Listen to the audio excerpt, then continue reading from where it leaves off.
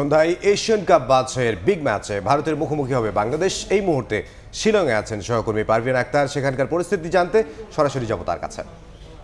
পারভিন,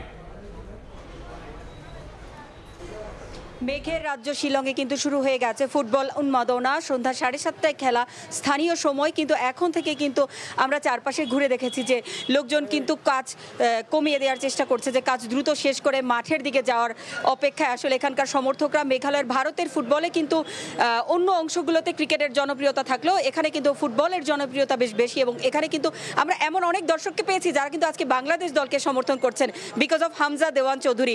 হামজার ঝড় কিন্তু এখানে ব্যাপকভাবে বয়ে গেছে, এবং হামজা বনাম ছেত্রীর লড়াই দেখার জন্য কিন্তু মেঘালয়ের শিলংয়ের দর্শকরা উন্মুখ হয়ে আছে।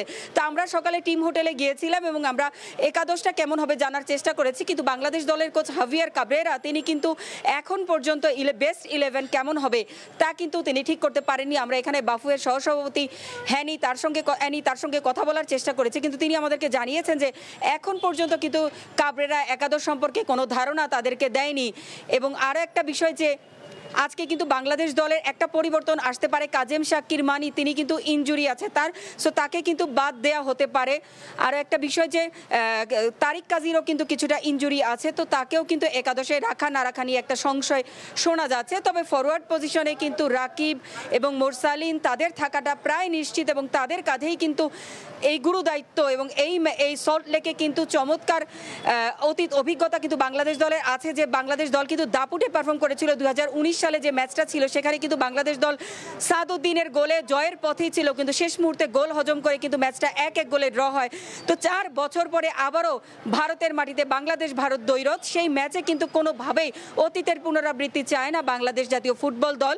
যে শেষ মুহূর্তে গোল হজমের যে সংস্কৃতি বাংলাদেশ দল গত কয়েক বছর ধরে সাফার করছে, সেটা যেন এবার না হয়। সমর্থকদের এটাই আসলে চাওয়া, এবং হামজা দেওয়ান চৌধুরীর অভিষেক ম্যাচ সেটা কিন্তু সতীর্থরাও চায় যে হামজাকে জয় উপহার দিতে। বাংলাদেশ দলের পরবর্তী ম্যাচ কিন্তু ঢাকায় হবে জুনে, 10 জুন বাংলাদেশ বনাম সিঙ্গাপুর ম্যাচ হবে বাংলাদেশে ঢাকা স্টেডিয়াম। তো সেই ম্যাচের আগে বাংলাদেশ দল জয়ের সুখস্মৃতি নিয়ে কিন্তু ঢাকায় ফিরতে চায়। তো আমার কাছে এই ছিল মেঘালয়ের শিলং থেকে বাংলাদেশ ও ভারত ম্যাচের আগে সবশেষ খবর।